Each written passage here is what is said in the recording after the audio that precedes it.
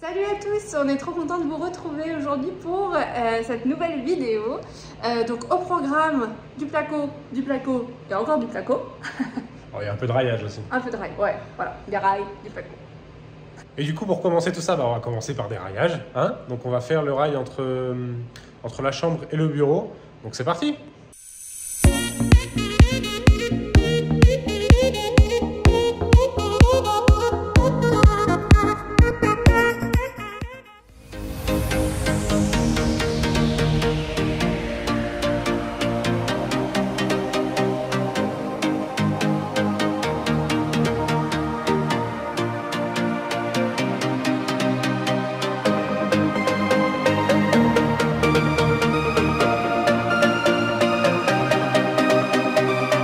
Juste pour vous montrer un petit peu que je suis en galère sur la cloison entre la chambre et le bureau, parce qu'en fait tout passe au millimètre normalement sur le plan, et puis il suffit qu'on décale sur un mur à quelques centimètres et ça bouge tout. J'essaie de vous expliquer ça. Donc là j'ai placé mon laser au plus optimal, on va dire, pour ce qui est de la cloison. Donc, enfin, le rail serait de ce côté par rapport au laser, mais ça implique de recouper le mur qu'on avait déjà coupé. Encore plus au ras possible, mais en fait le souci c'est qu'il y a de l'électricité qui passe ici, et en fait il faudrait vraiment passer au ras complètement de cette boîte. Alors c'est juste la terre qui est prise dessus, enfin il n'y a pas de jus directement, mais bon, on va éviter d'y toucher quand même. Et donc il faudrait vraiment recouper au plus au ras possible, parce qu'après le problème c'est que il faut que la porte elle arrive à passer ici quoi, globalement. Parce que là, il va y avoir la porte des toilettes. Et la porte des toilettes, on ne peut pas trop la décaler. Sinon, on n'aura pas la place de rentrer avec l'espace des toilettes. Donc tout rentre au centimètre près. Ça implique juste de redécouper ce mur. En fait, tous les câbles qui passent là qui alimentent en fait tous les appartements, hein, les câbles, ils passent en plein milieu. En fait, ces câbles, ils vont un petit peu vers la gauche en haut parce qu'ils évitent la solive qui est au-dessus. Et ça m'arrange pas du tout, mais bon, de toute façon, j'ai pas le choix. Bon, on va pouvoir enfin démarrer cette foutue cloison. C'est parti!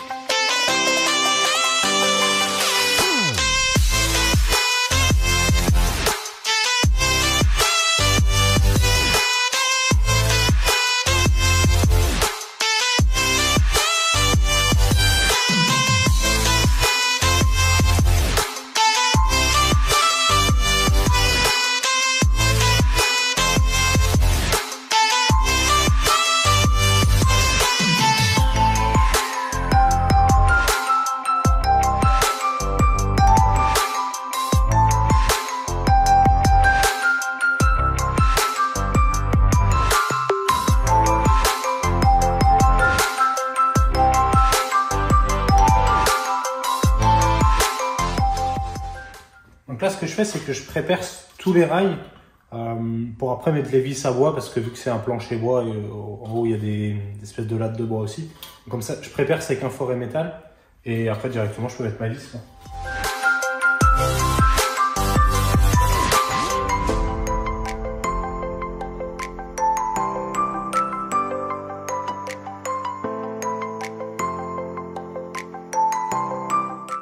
J'ai une question, franchement, sincèrement, entre nous. Le mec qui a inventé cette marque, franchement, il s'est pas foulé, hein. Comment vous voulez appeler votre nouvelle marque d'outillage? Je sais pas.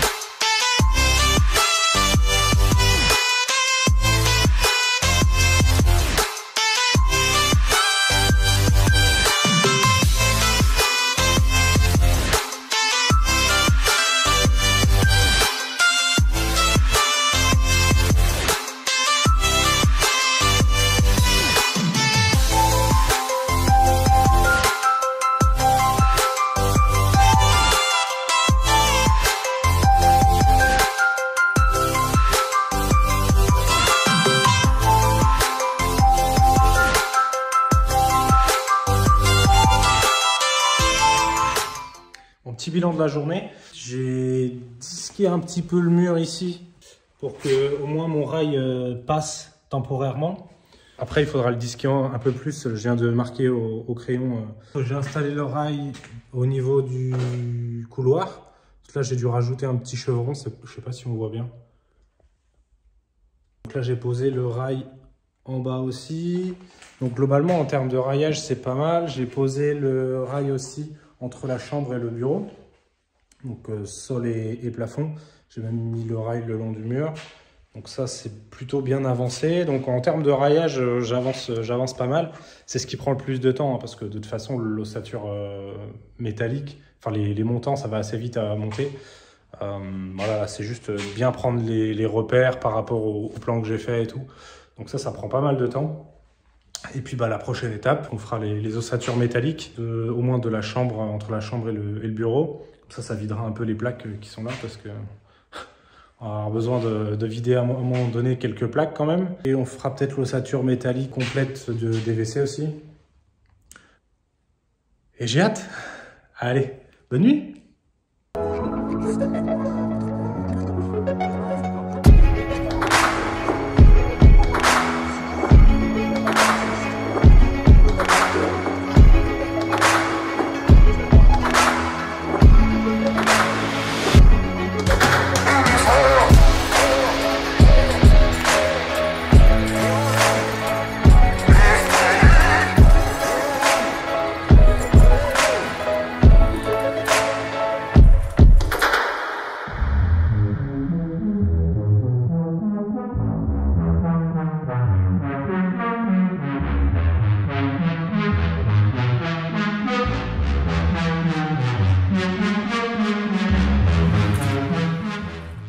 Ça, c'est l'expression « est-ce beau comme un camion ?» Et tu sais, un camion qui a bien roulé dans la boue et tout en hiver quand il fait moins 10. Ah ouais, c'est moi. Prête, Prénie ? Bon, on va pouvoir attaquer le placo de la cloison de l'entrée. Donc, c'est la dernière fois qu'on va voir cet espace ouvert. Ouais, il y aura un trou encore là. Ouais, il y aura un petit trou. C'est parti ?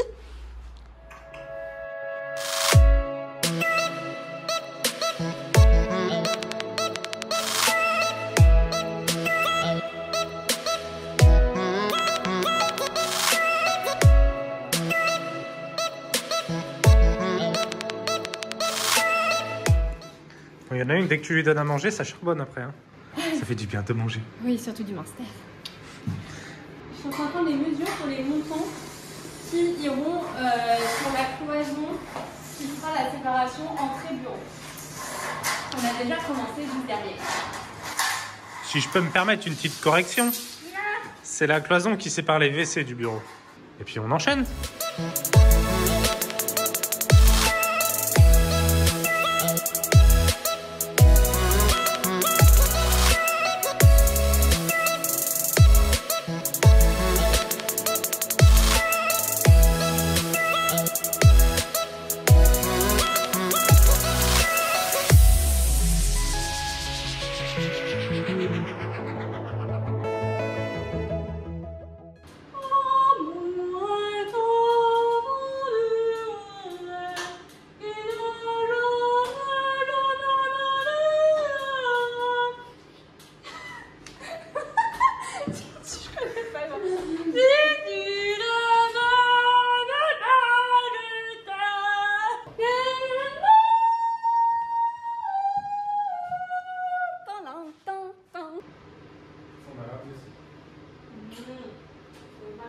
Tiens, mais je peux prendre l'aspi et passer l'aspi partout là, s'il te plaît. Il n'y a pas à dire, hein. C'est là où elles sont les meilleures, les crèmes quand même.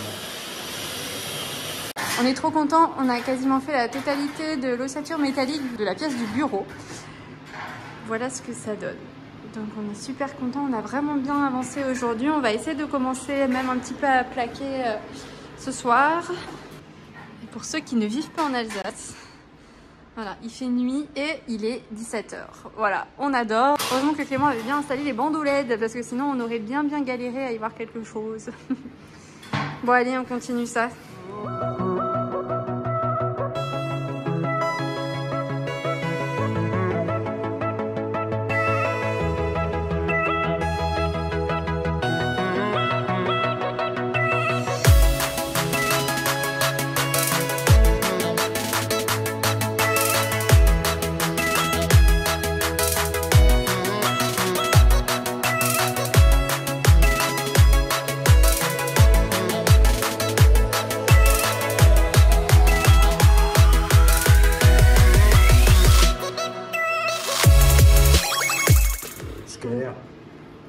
Galère à faire quoi? Il n'y a rien qui est de niveau. Moi, je me suis pris appui sur le mur parce que je suis comme un con. J'ai supposé qu'il était droit. J'ai mis le laser, j'ai pleuré.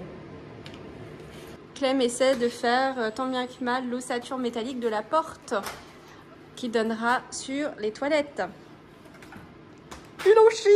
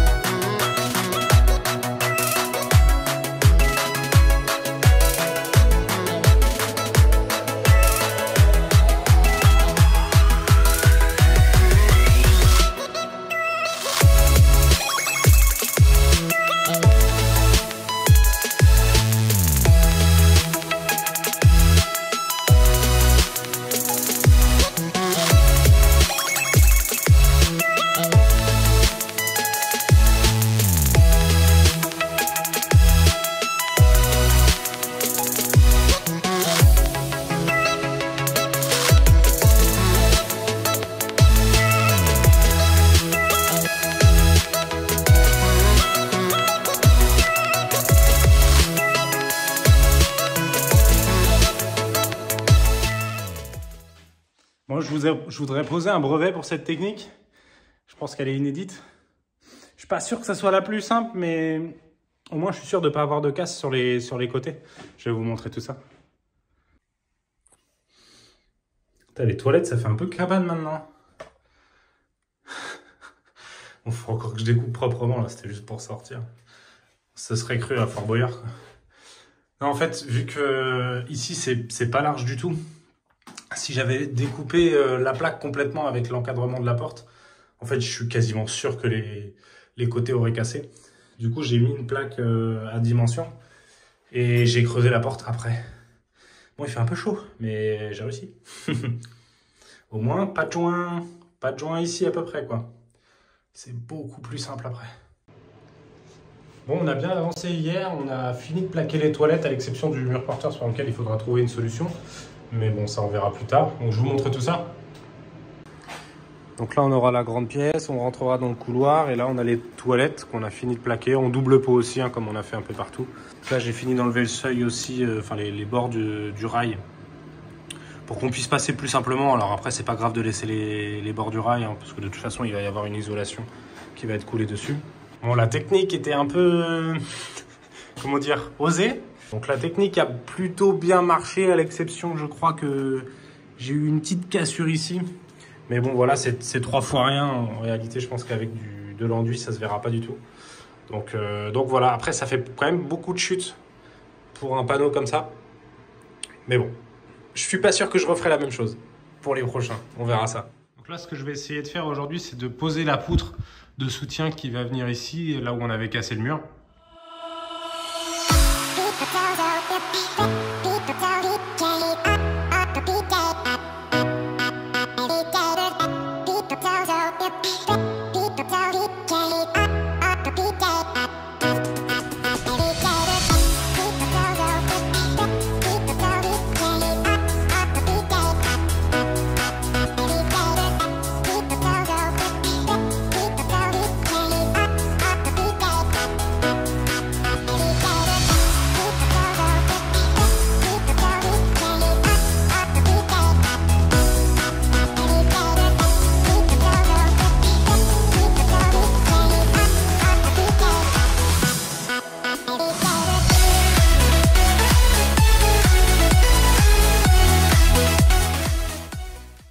coup, voilà ce que ça donne au niveau des poutres. Donc je les ai fixées sur le... Je sais pas comment ça s'appelle, la contre-solive ou un truc comme ça qui était là. J'ai tout simplement mis une contre-solive. Je l'ai fixé avec des équerres et puis j'ai mis un tire-fond en travers de chaque côté pour que ça tienne bien. Normalement, ça va pas bouger. Et donc la solive ici. Je sais pas si on se rend compte, mais juste ça m'a pris quasiment une demi-journée. C'est énorme pour 2 poutres. Mais en fait, j'ai tellement galéré avec tous les gravats. Donc là, j'ai tout renettoyé, etc. Et faire un petit coup de ménage, ça faisait du bien aussi. Parce que c'était sale.